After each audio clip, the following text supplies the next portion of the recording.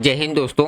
इस सवाल को जरा ध्यान से देखिएगा और ये वाला जो सवाल पूछा गया है वो पूछा गया है यूपीएससी प्रीलिम्स 2024 में। क्वेश्चन में आपके पास दो स्टेटमेंट दिया गया है किसके रिगार्डिंग में, रेड सी जिसे हम लाल सागर भी कहते हैं।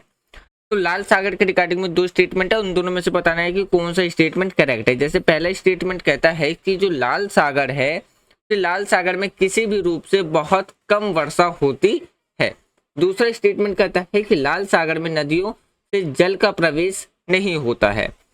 यही क्वेश्चन हम इंग्लिश मीडियम में देखते हैं। क्वेश्चन ये पूछा गया है रिगार्डिंग रेड सी के, तो कहता है कि the Red Sea receives a very little precipitation in any form। दूसरा स्टेटमेंट कहता है no water enters the Red Sea from river.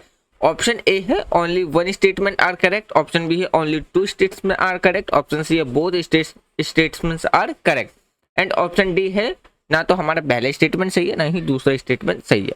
इसका जो राइट आंसर मिलेगा आपको वो मिलेगा आपको ऑप्शन ए, यानी कि सिर्फ हमारा पहला स्टेटमेंट करेक्ट है बल्कि दूसरा स्टेटमेंट हमारा इनकरेक्ट है। पहला स्टेटमेंट इसलिए करेक्ट है कि जो रेड सी है वहां पे कभी बहुत ही कम अमाउंट में क्या है वहां पे वर्षा होती है।